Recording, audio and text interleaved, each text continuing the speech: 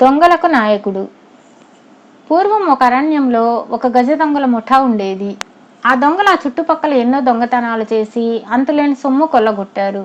అయితే ఆ దొంగలను పట్టుకున్న వారెవరూ లేరు. కనీసం వారుండే చోటు కూడా ఎవరికీ తెలియదు. ఆ అరణ్యంలోనే ఒక పేదవాడు, అతని భార్య, ఆనందుడు అనే కొడుకు ఉండేవారు. ఆనందుడు కొంచెం పెద్దవాడయ్యాక వాడికి దొంగలను గురించి తెలియవచ్చింది. తన శరీరం మీద ఒక చింకి చొక్కా కూడా లేకపోవడానికి కారణం ఆ దొంగలేనని, వాళ్ళ చుట్టుపక్కల ఉండే ప్రతి ఒక్కరిని దరిద్రులుగా చేశారని వాడు విన్నాడు. విని ఈ దొంగలందరినీ తాను ఎలాగైనా హతమార్చాలి అనుకున్నాడు. నాయనా, నువ్వు పసివాడివి, ఆరితేరిన దొంగలను నువ్వేం చేయగలవురా? వాళ్ళు అతి సులువుగా నీ ప్రాణాలు తీయగలరు అన్నారు వాడి తల్లిదండ్రులు. అయినా ఆనందుడు బుద్ధి మాత్రం మారలేదు. ఎలాగైనా దొంగలను హతమార్చాలన్న కాంక్ష వాడిలో రోజు రోజుకు ఎక్కువ కాసాగింది. చిట్ట చివరకు ఒకనాడు వాడు తల్లిదండ్రులతో చెప్పి దొంగలుండే చోటుకు పోతానని బయలుదేరాడు. ఆనందుడు అరణ్యంలో పడిపోగా పోగా కొంతసేపటికి తీవ్రమైన గాలివాన వచ్చింది.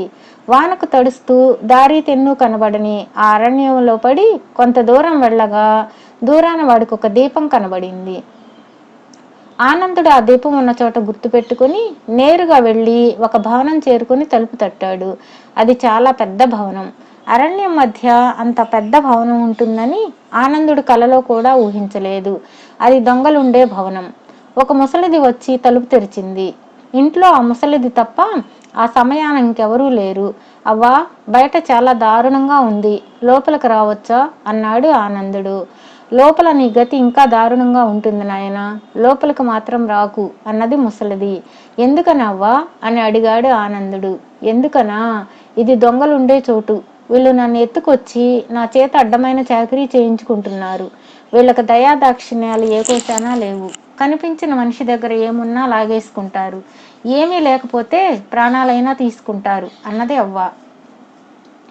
వెధవ ప్రాణాలు పోతే పోయాయిలే, బయట గాలివానలో చచ్చే కన్నా హాయిగా వెచ్చగా ఈ ఇంట్లోనే చస్తాను అంటూ ఆనందుడు లోపలికి వచ్చాడు.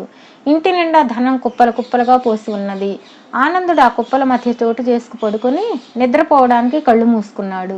ఇంతలోనే దొంగలు వచ్చి ఆనందుడిని చూసి, వీడెవడు, వీడి దగ్గర డబ్బేమైనా ఉందా అని అవ్వని అడిగారు. వాడి ఒంటిపైన చొక్కా కూడా లేదు, డబ్బేముంటుందిక అన్నది అవ్వ. ఆ మాటలు మీ దొంగలు నవ్వుకొని, అయితే వీడు మన రాజ్యంలో వాడే అయి ఉంటాడు, వీడిని ఇప్పుడే చంపుదామా లేక రేపు ఉదయం దాకా హింస పెడదామా అని తర్కించుకుంటున్నారు. ఈ మాటలు ఆనందుడు విన్నాడు. వ్యవహారం శృతిమించి రాగాన పడుతున్నదని తెలుసుకొని వాడు దొంగలతో, అయ్యలారా, నాకు చిన్నతనం నుండి దొంగ కావాలని చాలా సరదా, అందుచేత మీ నౌకరుగా పనిచేయడానికి వచ్చాను అన్నాడు. ఈ మాటలకు దొంగలు సంతోషించి, అలా చెప్పవేం మరి, మేము కొత్త వాళ్ళను తీసుకుంటూనే ఉంటాం. అయితే మాలో చేరదలిచిన వారికి ఒక పరీక్ష ఉంటుంది. అదేమిటంటే, మా శిష్యుడు కాదలిచిన వాడు పట్టుబడకుండా, ఎవరికి హాని చేయకుండా ఒక్క దొంగతనం చెయ్యాలి. అలాంటి దొంగతనాలు 2 చేసిన వారిని మాతో సమంగా చూస్తాం. 3 దొంగతనాలు అలాంటివి చేసిన వాడిని మేము నాయకుడిగా పెట్టుకుంటాం. జ్ఞాపకం ఉంచుకో, నువ్వు ఎవరి సొత్తు దొంగతనం చేస్తావో వారికి తెలియకుండా దొంగతనం జరగాలి. వారికి ఎటువంటి హాని జరగకూడదు అన్నారు వాళ్ళు. ఆనందుడు సరే అన్నాడు. వాడు మర్నాడు ఉదయమే దొంగలుంటే ఇంటి నుండి బయలుదేరాడు. బయలుదేరేటప్పుడు ఆ ఇంట్లో కనిపించిన అందమైన పాదరక్ష ఒకటి తీసుకున్నాడు. ఆ పాదరక్షను ఒక కాలిబాట మీద ఉంచి ఆనందుడు సమీపంలో ఉన్న పొదలలో దాక్కున్నాడు. కొంతసేపటికి ఒక కాపు ఒక ఎద్దు నమ్మడానికి తొలగిపోతూ ఆ దారి వెంట వచ్చాడు. ఆ కాపు దారిలో ఉన్న పాదరక్షను చూసి, మంచి చెప్పే, కానీ ఒకటే అయిపోయింది, జత ఉంటే బాగుండేది అనుకుంటూ ముందుకు సాగిపోయాడు. కాపు కనుచాట కాగానే ఆనందుడు పొదల్లో నుంచి వచ్చి ఆ పాదరక్షను తీసుకొని అడ్డదారిన పరిగెత్తి ముందుకు పోయి మళ్ళీ ఆ పాదరక్షను కాపు వచ్చే దారిలో పెట్టి పక్కనే పొదల మాటన దాగాడు. కొంతసేపటికి కాపు వచ్చి పాదరక్షను చూసి అది మొదట దాని జతేమో అనుకున్నాడు. అతను తన ఎద్దును ఆ సమీపాన ఉన్న చెట్టుకు కట్టేసి వెనక్కి తిరిగి వెళ్ళాడు. ఆనందుడు పొదల చాటు నుంచి వచ్చి ఎద్దును విప్పి దానితో దొంగలుండే ఇంటికి వెళ్ళిపోయాడు. ఆనందుడు చేసిన దొంగతనం గురించి విని దొంగలు సంతోషించి వాణ్ణి తమ శిష్యుడిగా చేర్చుకున్నారు. అయితే ఆనందుడికి కావాల్సింది దొంగలకు నాయకుడు కావడం. అందుచేత వాడు ఇలాంటివే మరి 2 దొంగతనాలు చేయడానికి నిశ్చయించుకొని ఒక పగ్గం తీసుకొని బయలుదేరి మళ్ళీ అడవిలోకి వెళ్ళాడు. ఈ లోపుగా కాపు తన ఎద్దు కాస్త పోయినందుకు విచారించి ఇంటికి తిరిగి వెళ్ళి తన రెండో ఎద్దును నమ్మటానికి తోలుకు రాసాగాడు. ఆనందుడు ఈ సంగతి గ్రహించి కాపు వచ్చే దారిలో ఒక చెట్టు ఎక్కి దాని కొమ్మకు పగ్గం కట్టి దాన్ని 2 చంకల కింద కట్టుకుని వేళ్లాడి చనిపోయిన వాళ్ళలాగా నటించాడు. అలా వేళ్లాడుతున్న ఆనందుడిని చూసి వీడికి ఎవరో మంచి శాస్తి చేశారు, అరణ్యంలో ఉన్న దొంగలందరికీ ఇలా చేస్తే బాగుండును అనుకుంటూ కాపు ముందుకు సాగి వెళ్ళాడు.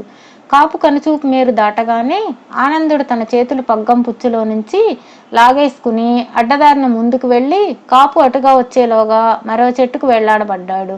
కాపు వాణ్ణి చూసి మరొకడికి కూడా శిక్ష జరిగిందే అనుకుని ముందుకు సాగాడు. ఆనందుడు అడ్డదారిని ఇంకా ముందుకు వెళ్ళి 3వ చెట్టుకు వెళ్లాడబడ్డాడు. 3వసారి వాణ్ణి చూసేసరికి కాపుకు సందేహం వచ్చింది. వీడు చూస్తే ఆ మనిషిలాగే ఉన్నాడు, ఇన్ని చెట్ల మీద ఎలా చచ్చాడు, ఈ సంగతి ఏదో తెలుసుకోవాల్సిందే అనుకుని ఎద్దును ఒక చెట్టుకు కట్టేసి వెనక్కి పరిగెత్తాడు. కాపు అటు వెళ్ళగానే ఆనందుడు తన కట్లు విడిపించుకొని పగ్గం భుజాన వేసుకుని ఎద్దును విప్పి దొంగల వద్దకు తోలుకు వెళ్ళాడు. బేష్, నిన్ను మాలో ఒకటిగా చేర్చుకున్నాం అన్నారు దొంగలు. తన రెండో ఎద్దు కూడా పోయేసరికి కాపుకు చాలా బాధ కలిగింది. ఇక అతని వద్ద ఒక ఎద్దే మిగిలింది. దాన్ని అమ్మకపోతే అతనికి జరగదు. అందుచేత అతను మళ్ళీ ఇంటికి వెళ్ళి తన 3వ ఎద్దును తీసుకుని దొంగల జాడ కోసం శ్రద్ధగా చూస్తూ అడవిదారి వెంట నడవసాగాడు. అతను కొంత దూరం వచ్చేసరికి దారి పక్కన ఉన్న పొదల వెనక నుంచి ఎద్దు రంకె వినబడింది. అది నా ఎద్దే, ఎలాగో కట్టు విప్పుకొని అడవిలో మేయటానికి పోయి ఉంటుంది, ఒకవేళ 2 ఎద్దులు ఉన్నాయేమో అని ఆశపడుతూ కాపు తన 3వ ఎద్దును దారి పక్కనున్న ఒక చెట్టుకు కట్టేసి పొదల్లో తన పోయిన ఎద్దును వెతకడానికి బయలుదేరాడు. కానీ పొదల చాటు నుంచి రంక వేసింది ఆనందుడే.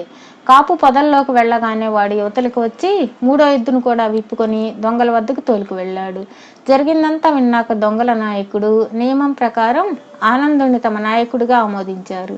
ఇక మేము చేయవలసిన దొంగతనాలేవో నువ్వే నిర్ణయించాలి, నీ ఆజ్ఞ ప్రకారం మేము ఈ ప్రాంతాల దొంగతనాలు చేస్తాం అని వారు ఆనందుడితో చెప్పారు. అయితే ఫలాని చోట రేపు రాత్రి దొంగతనం జరగాలి, అది పేద గుడిసెలాగా కనిపిస్తుంది, కానీ అక్కడ మనకు కావలసినవి చాలా ఉన్నాయి అంటూ ఆనందుడు దొంగలకు తన ఇంటి గుర్తులు చెప్పాడు. దొంగలు సరేనన్నారు.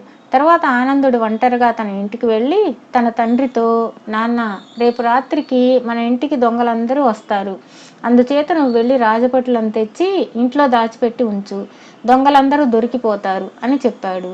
అంతా ఆనందుడు నిర్ణయించినట్టుగానే జరిగింది. దొంగలందరూ మర్నాడు ఆనందుడి ఇంటికి దొంగతనానికి వెళ్ళి రాజభటులకు చిక్కిపోయారు. ఆ ప్రాంతాల దొంగల పీడ లేకుండా పోయింది. అక్కడ ఉండే ప్రజలు ఆనందుడి వెంట దొంగలుండే భవనానికి వెళ్ళి పోయిన తమ సొత్తును గుర్తించి తెచ్చుకున్నారు. ఎవరిది వారు తీసుకోక ఇంకా బోలెడు ధనము నగలు మిగిలిపోయాయి. ప్రజలు దాన్ని ఆనందుడికే వదిలేశారు. ఆనందుడు కాపుకు అతని 3 ఎద్దులను తిరిగి ఇచ్చివేశాడు. ఆ తర్వాత అతను తన తల్లిదండ్రులను దొంగల భవనానికి తీసుకుపోయి అక్కడే సుఖంగా ఉన్నాడు.